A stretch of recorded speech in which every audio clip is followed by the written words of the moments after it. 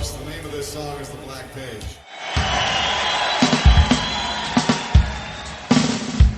The Black Page. It was written in, I think it was 1976 when Frank wrote it. The situation was my good friend Terry Bozzio was in the band at that point, and Terry was involved in a concert at UCLA at Royce Hall with Frank Zappa. It was a small chamber orchestra.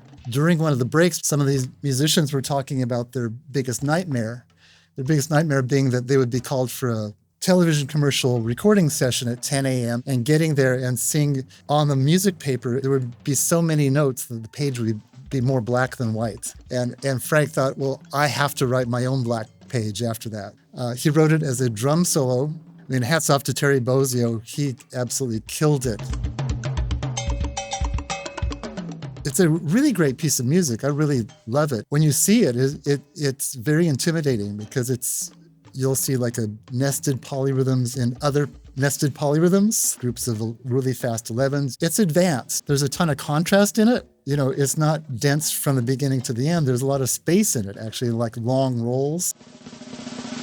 It comes from some of the Avant-Garde 20th century composers. He was a big fan of Edgar Varese, who wrote Ionization, very difficult, famous percussion ensemble piece. The Black Page is actually kind of slow tempo, so you can hear all the permutations, how he's dividing up time. It's pretty easy up until you get to the last two beats of the second bar. Because you have a 5 over beat 3 and beat 4. How do you play that? Well, if you've never played a 5 over 2, if you start with your right hand and play these quintuplets, 5 notes per quarter note, take your left hand away after a while.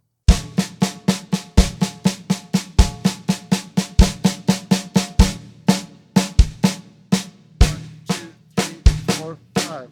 1, 2, 1, 2. That's how you get your 5 over 2. Now, bar 2, of course, you have a tie, so you don't play the first note of the 5 over 2.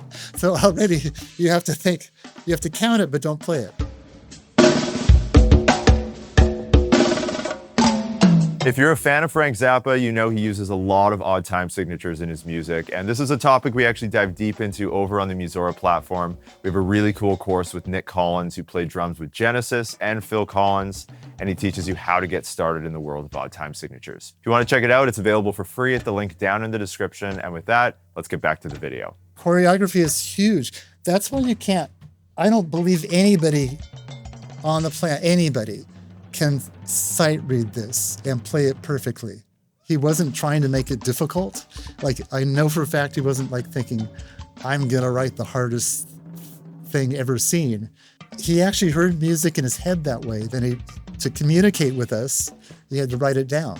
Frank loved to change things up. If you had to play exactly the same notes every night, isn't that like punching a clock? Well, who needs that crap? Sometimes he changed up on the fly. Like I said, he had hand signals and things which would change the style of the tune. So if he did this, then we were going to reggae. You have just heard the Black Page, number 1, the drum solo.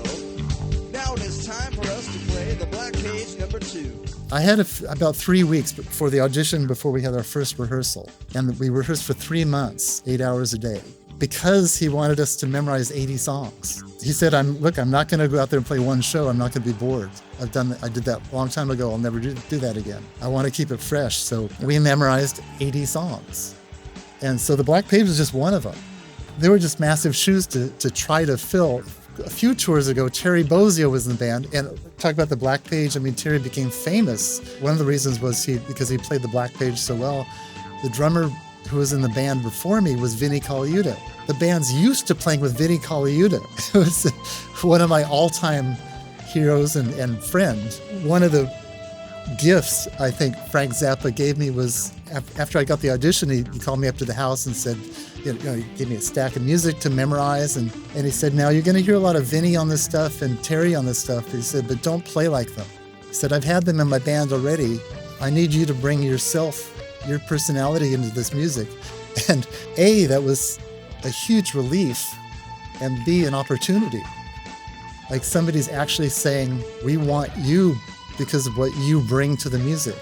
I learned a lot from even the rehearsal, how to practice really efficiently. Like, don't practice the stuff you're good at. practice everything you're bad at. And he would rehearse the band that way too. If we get to bar 57 and 57 is not tight, he'd stop, okay, play 57, then stop for a bar. 57, then stop for a bar. 50 until it's as tight as James Brown's band. Then you can take 3 bars before that and now play it. It becomes ingrained in your brain. It was kind of like the best university I could go to because it was real life. He challenged everybody. He challenged everybody in his band. He challenged his manager. He challenged promoters. You have to sit there and take this stuff seriously. Give yourself and the audience a break. Challenged record company. He just had this thing. If you, like, for example, if you couldn't play something, he'd make it more difficult.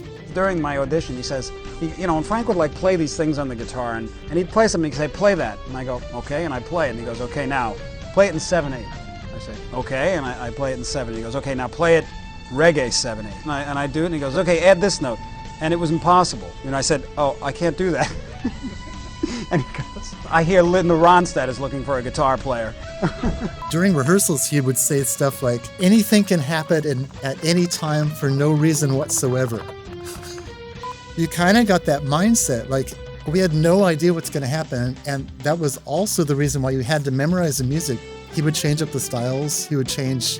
There'd be a word of the day.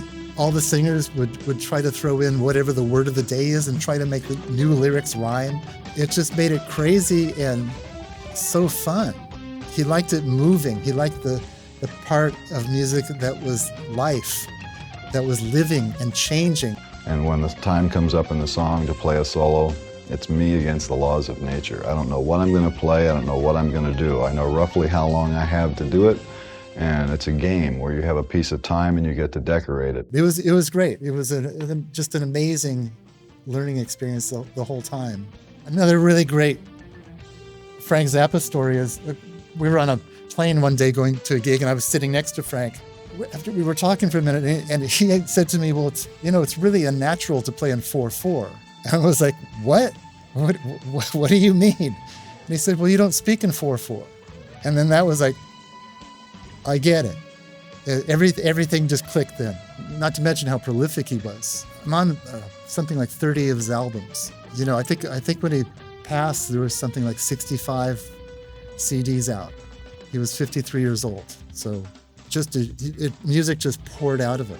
Frank Zappa's world was just a different world. He was totally self-made. His music had nothing to do with anything else, except there might be some parodies that would mock fun of some stupidity in other bands or some stupidity in politics. Or it was really its own world because it combined heavy metal, jazz, Latin music, reggae, bebop, ska, 20th century classical music with a lot of fun and jokes and really long guitar solos and a lot of improvisation. And it just was like nothing else.